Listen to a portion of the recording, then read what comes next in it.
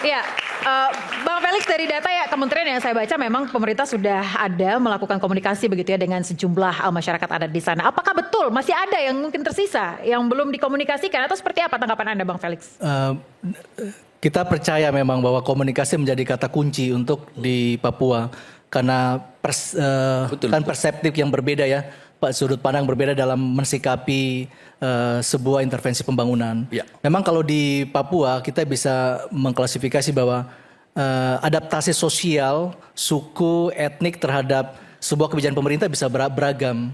Saudara-saudara di pantai yang sudah kemudian yang di pegunungan, yang di rawa-rawa tentu memiliki adaptasi sosial yang berbeda karena mungkin rekam jejak dalam banyak hal. Jadi itu Sebentar, kami percaya bahwa komunikasi pembangunan memang menjadi utama, tapi kami melihat bahwa dalam konteks komunikasi ini ada yang memang di berbagai leveling yang simpul yang harus kita sama-sama harus tata ya. Tadi beliau sampaikan bahwa ada komunikasi di level pemerintah yang kita sebut harmonisasi atau sinkronisasi kebijakan yang kadang-kadang memang bisa saja Kementerian A, Kementerian B, Kementerian C memiliki kepentingan, regulasi, cara pandang yang berbeda, tapi kemudian menyatukan juga antara pusat dengan provinsi dan kabupaten.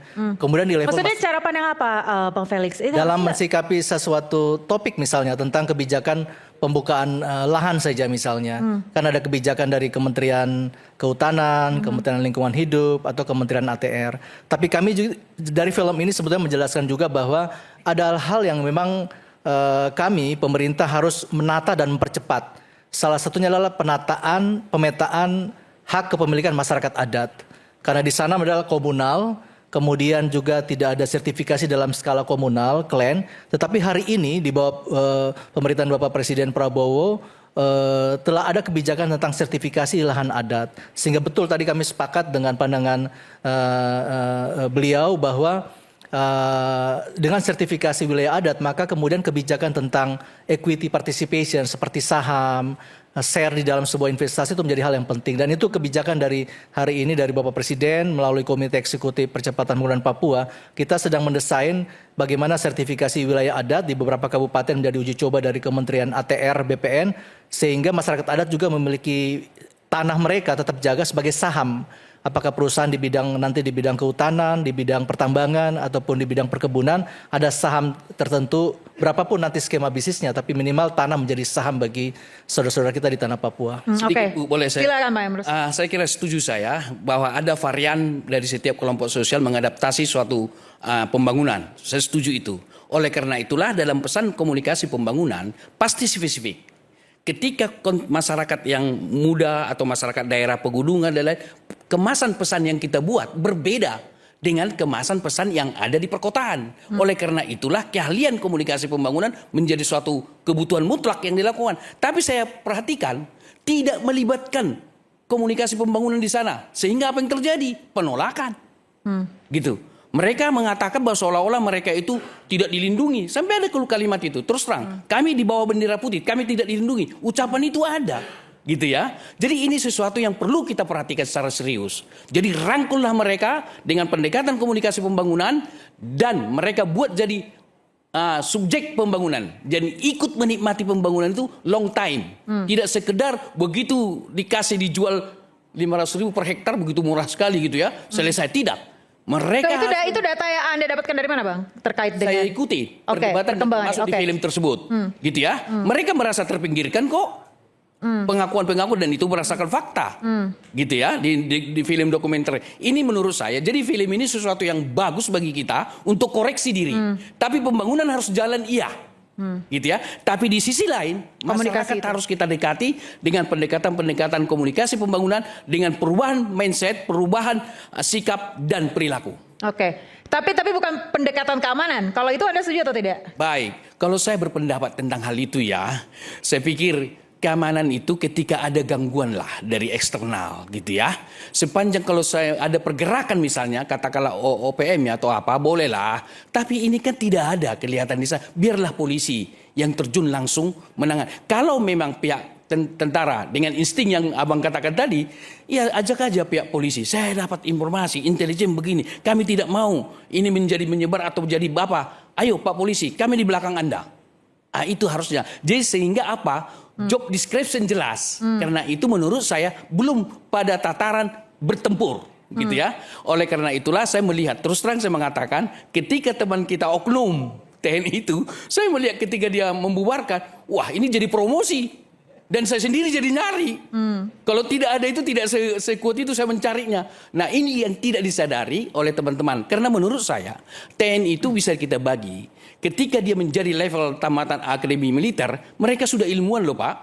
Sudah berpikir kritis, sudah akademis. Beda dengan apa itu pangkat yang paling rendah, kopral. Beda. Jadi kalau sudah pada level katakanlah pimpinan, mereka sudah belajar lah di akademi militer kan, strategi, pendekatan sosiologi, pendekatan budaya. Saya kira dipelajari itu walaupun saya belum pernah ke sana. Jadi oleh karena itu bahwa seorang TNI harus melihat secara komprehensif. Berbeda kalau yang turun itu kemarin Pak, yang turun kopral saya bisa maklum. Itu saya kira bisa saja, gitu ya. Kalau sudah pada level perwira saya pikir perlu kita diskusikan. Saya mau menambahi ya. Oke, silakan Pak Rey. Jadi sekaligus menanggapi pernyataan Pak Stombul tadi itu soal insting TNI atau soal insting tentara itu nggak boleh jadi pembenaran terus menerus. Yang Ternate itu harus dikoreksi, harus diingatkan kalau itu betul bukan atas perintah atasan ya, gitu, atas inisiatif sendiri gitu. Sebab karena insting itulah saudara Andre disiram. Kan kita pernah diskusi kemarin saya ingat di sini nih ya. Pak Ponto mengatakan itu insting tentara, dia melihat tidak ancaman, ada yang mengganggu, lalu melakukan sendiri. Gitu. Nah itu yang saya sebut tadi, itu tidak boleh lagi pembenaran. Artinya apa? Artinya ada yang sangat mendasar di lingkaran pendidikan TNI itu yang benar-benar harus diperkuat. Apa itu? Kesadaran tentang betapa penting menghormati hak asasi manusia. Gak boleh ada tentara yang berseliweran atas nama insting melakukan sesuatu yang bukan juga jobnya gitu loh. Kan kalau soal keamanan itu ya bukan jobnya. Anda boleh memberi masukan ke polisi, iya gitu loh. Tapi Anda sendiri mengambil mengambil langkah. Setidaknya ada 3 tuh persoalan di dalam. Pertama adalah melakukan yang bukan kewenangannya. Yang kedua adalah tidak melibatkan aparat keamanan dalam hal ini polisi. Yang sudah secara profesional memang itu yang dilakukan. Dan yang ketiga adalah menyebarkan teror. Teror kepada siapa? Kepada rakyat. Dan dengan sendirinya ada implikasi kedua. Dan keempat dan kelima. Apa implikasi? Nama TNI makin dipandang negatif oleh publik. Dan ingat, karena reaksi pemerintah justru menginginkan tontonan itu dipersilahkan, itu artinya pemerintah juga mendapat respon negatif karena dianggap membiarkan perilaku ya prajurit-prajurit yang seperti itu gitu. Nah oleh karena itulah menurut saya harus ada pembahasan kurikulum yang sangat ketat, yang sepanjang setidaknya 15 tahun 20 tahun terakhir ini sebetulnya sudah cukup bagus. Nama TNI naik terus. Sebuah institusi yang paling dipercaya oleh publik salah satunya.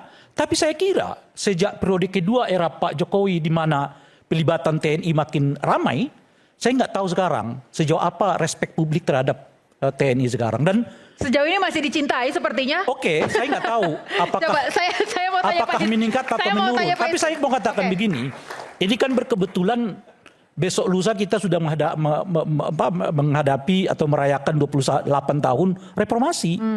Salah satu amanah penting dari reformasi itu adalah mendesain agar TNI kita ini benar-benar profesional. Apa yang dimaksud dengan profesional? Yang ngurusinya pertahanan negara. Nah ini ngurusin MBG, ya, ngurusin koperasi.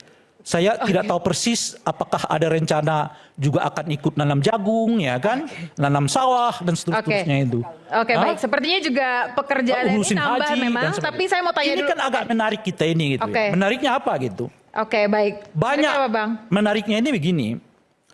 Yang sipilnya dilatih ketenteraan. Maksudnya siapa? Nah ini SPDP ya.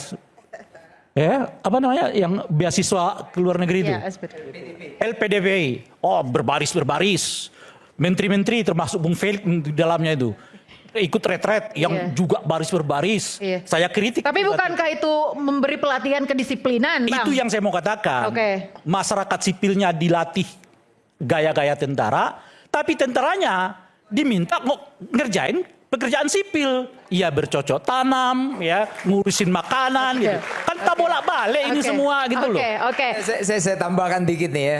Tadi dikatakan gimana cintanya TNI ya dengan masyarakat.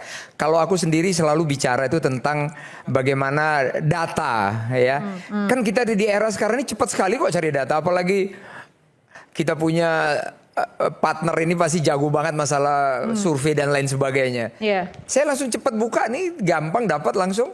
Survei nasional TNI dipercaya dari seluruh lembaga 94%. 94% Tepuk tangan hari dulu ini, semuanya. Bang. Hari ini. Sampai hari ini. Oke. Ya, jadi memang oke lah ya. Aku juga sependapat ya. Jadi memang Yang mana, Bang?